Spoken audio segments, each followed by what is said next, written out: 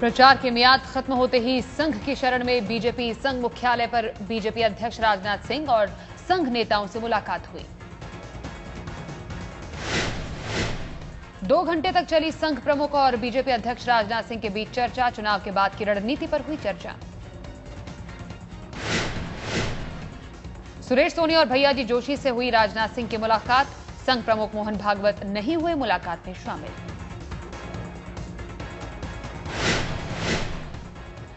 मुलाकात के बाद राजनाथ सिंह ने दिया बयान। कहा, केवल संघ का धन्यवाद कहने आए थे। संघ कार्यालय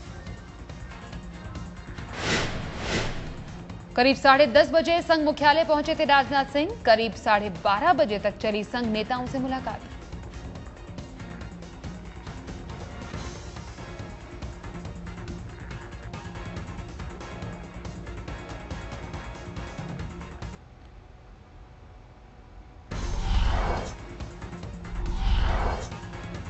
मुलाकात के बाद संघ नेता दत्तात्रेय का बयान। केवल प्रचार के अनुभव और देश के राजनीतिक वातावरण पर हुई बात।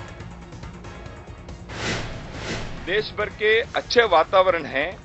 एक एनडीए के समर्थन में, मोदी जी के लहर के बारे में वो सब बात हुई। दत्तात्रेय होसाबले ने चुनाव के बाद की रणनीति पर किसी भी चर्चा से किया इंकार। कहा, देश में मोदी की लहर पर हुई चर्चा। संघ से बीजेपी नेताओं की मुलाकात पर कांग्रेस का वार। कहा, संघ के इशारे पर राजनीति करती है BJP. And now today, to crown it all as the campaign ends, they have seen genuine support, grassroots support in Varanasi for Mr. Rahul Gandhi. Not hired support, not transported support. और इसीलिए जाहिर है कि BJP इस वक्त एक बौखलाहट और एक घबराहट की पार्टी बन गई है। बीजेपी वो पार्टी है जिसको अपने सभी गुब्बारे फूटते हुए दिख रहे हैं दिन प्रतिदिन, हर मिनट। बीजेपी ये देख रही है कि जो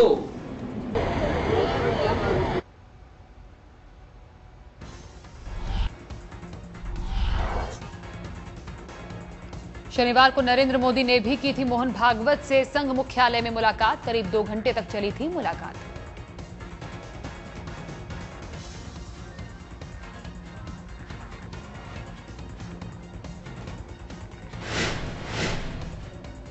मुलाकात में राजनाथ और संघ प्रमुख भागवत के अलावा भैयाजी जोशी और सुरेश सोनी भी हुए थे मुलाकात में शामिल। सूत्रों के मुताबिक देर रात तक चली मुलाकात में चुनाव के बाद की रणनीति पर हुई थी चर्चा। प्रचार खत्म होने के बाद पूर्व पीएम वाजपेयी से भी मिले थे नरेंद्र मोदी। वाजपेयी से मुलाकात के बाद पहुंचे राजनाथ सिंह के घर। वाजपेयी से मुलाकात के बाद मोदी ने किया था ट्वीट। अटल जी से मिलना हमेशा सुखद अनुभव। चुनाव से पहले भी लिया था अटल जी का आशीर्वाद।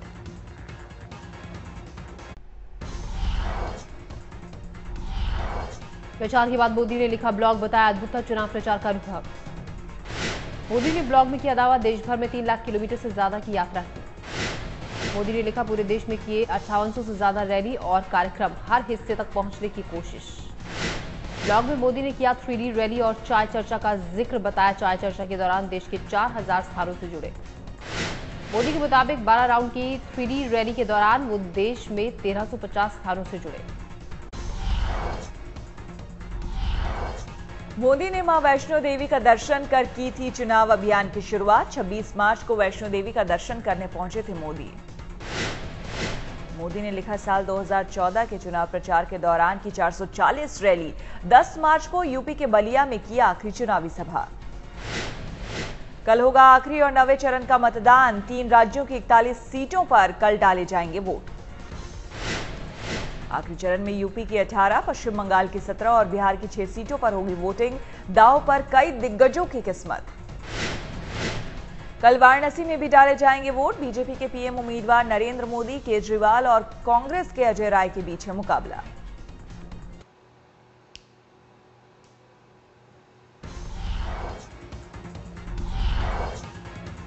मुजफ्फरनगर में भी 3 बूथों पर पुनर्मतदान का आदेश। 9वें दौर के मतदान के साथ डाले जाएंगे वोट। मुजफ्फरनगर के बहलोलपुर, रसूलपुर, जटान और नूनाखेड़ा गांव में कल डाल जाएंगे वोट। फिरोजाबाद में 7 पोलिंग बूथों पर कल दोबारा होगी वोटिंग। बीजेपी ने की थी बूथ कैप्चरिंग की शिकायत। 24 अप्रैल को हुआ था फिरोजाबाद में मतदान। जसराना विधानसभा के 3 और सिरसागंज के 4 बूथों पर दोबारा होगी वोटिंग। चुनाव आयोग ने जिला प्रशासन को फैक्स के जरिए भेजा आदेश। कल आखिरी दौर के चुनाव के साथ होगी रीपोलिंग।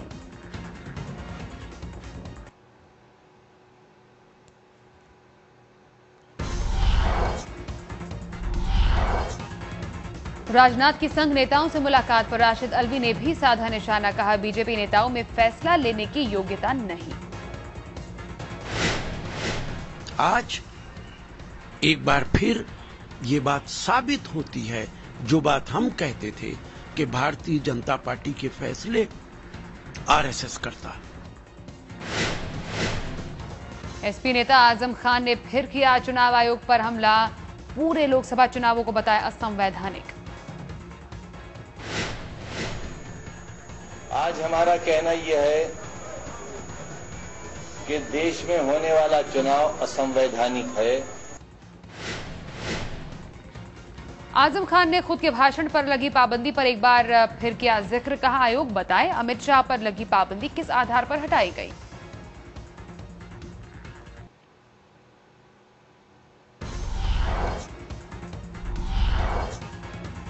महाराष्ट्र के गढ़चिरौली में हुआ नक्सली हमला। पेट्रोलिंग टीम की गाड़ी में सवार 7 जवान शहीद। सड़क पर बिछी लैंडमाइन के जरिए हुआ धमाका। गाड़ी पल भर में बनी कबाड़। गाड़ी में सवार थे 9 सुरक्षाकर्मी।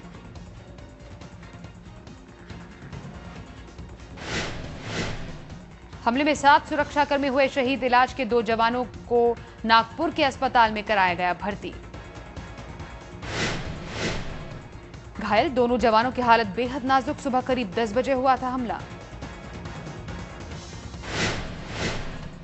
गढ़चिरौली के चबोरसी में हुआ हमला। निशाना बनाए जवान C60 कमांडो दस्ते के थे सदस्य।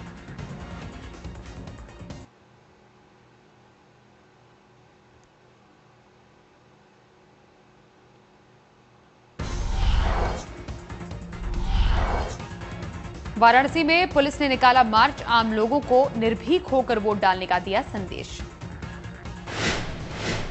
रविदास गेट से लहुराबीर और बेनिया होते हुए गिरजाघर चौराहे पर खत्म हुआ मार्च। जिले में सीपीएमएफ की 47 और पीएससी की 4 कंपनियां तैनात।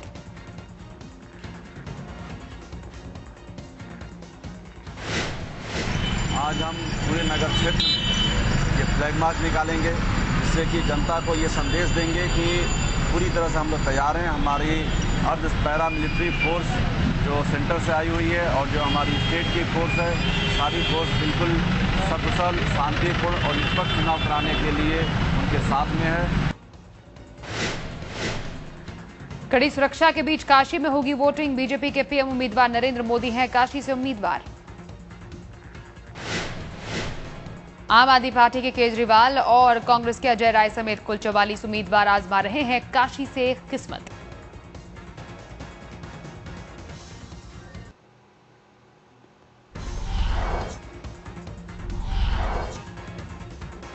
काशी के सिगरा में बीजेपी के चुनाव कार्यालय में पड़ा छापा। बेहिसाब प्रचार सामग्री को लेकर पड़ा छापा।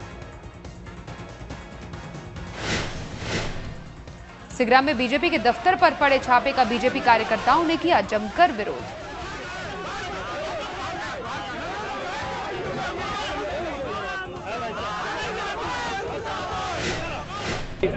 सारी रसीदें दिखाने के बाद भी पर्यवेक्षक साहब अपने खुद के लोग के वर्दी फाड़ कर और ये इल्जाम लगा रहे हैं कि हम लोग पूरा वर्दी फाड़े हैं।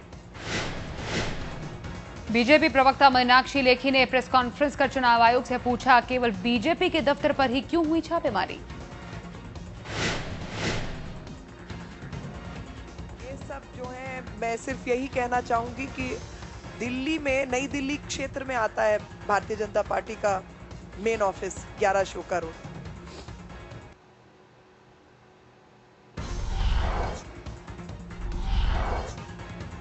आज रात 9:30 बजे से कल सुबह 4 बजे तक रेलवे रिजर्वेशन हो सकती है मुश्किल। नॉर्दर्न रेलवे करेगा सिस्टम का अपग्रेडेशन।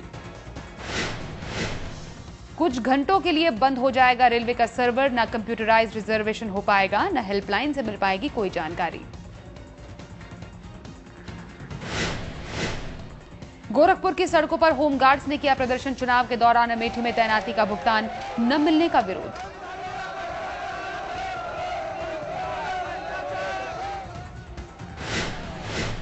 हवा में डंडे लहराते हुए जमकर की गार्डों ने नारेबाजी, कहा भुगतान न मिलने तक ड्यूटी पर नहीं लौटेंगे।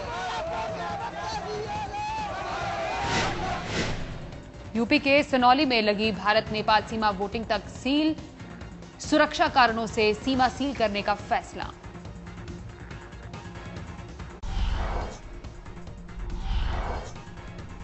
मुंबई में दिन दहाड़े 6 करोड़ के हीरे लूटे, पुलिस को गाड़ी के ड्राइवर पर शक। लूट के बाद ड्राइवर भी हुआ फरार, पंचर के बहाने से ड्राइवर ने रोकी थी गाड़ी। बॉम्बे हाईकोर्ट ने गायक अदनान सामी को दी बड़ी राहत, कोर्ट ने पाकिस्तान जाने की दी इजाजत। बीमार मां से मिलने की अदनान ने मांगी थी इजाजत, इलाज के लिए लंदन भी जाने की इजाजत मिली। पत्नी सबा और अदनान के बीच चल रहा है सिविल और क्रिमिनल केस, कोर्ट ने लगाई थी देश से बाहर जाने पर रोक।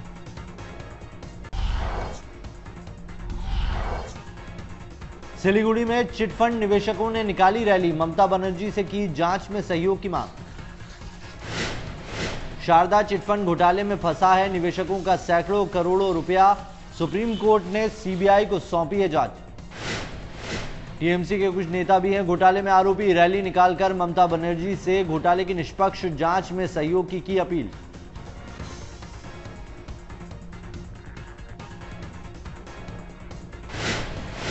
यूपी के श्रीगंगानगर में फिर लापरवाही की भेंट चढ़ा अनाज, 4000 क्विंटल गेहूं बारिश में भीगा। एफसीआई ने समय पर मंडी से नहीं उठवाया था गेहूं, लापरवाही के चलते बरसात में भीगा अनाज।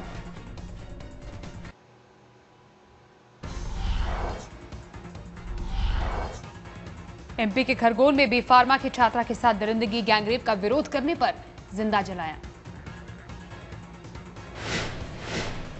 95% जलने के बाद इंदौर के निजी अस्पताल में छात्रा की मौत, मरने से पहले पुलिस को दिया बयान। बी फार्मा के 3 आरोपी छात्रों को पुलिस ने किया गिरफ्तार, गैंगरेप और हत्या की धाराओं में मामला दर्ज। फरीदाबाद में कारोबारी के बेटे के अपहरण की गुत्थी सुलझी, पुलिस ने किया बच्चे को सकुशल बरामद। 4 अपहरणकर्ताओं को भी पुलिस ने किया गिरफ्तार, कुछ साल पहले पैसे के लेन देन को लेकर भी कारोबारी से रंजिश।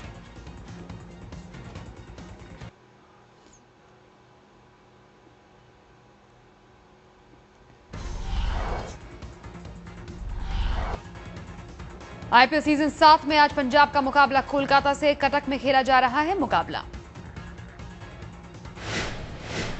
कोलकाता ने टॉस जीतकर पहले गेंदबाजी करने का किया फैसला। पंजाब की मजबूत शुरुआत, सहवाग की आतिशी पारी की बदौलत पंजाब मजबूत स्कोर की ओर। आज बेंगलुरु में रॉयल चैलेंजर्स से भिड़ेगी राजस्थान रॉयल्स, शाम 8 बजे शुरू होगा मुकाबला। पॉइंट्स टेबल में छठे पायदान पर है बेंगलुरु की टीम, घर में खेले जा रहे मुकाबले से टीम कोहली को बड़ी आस।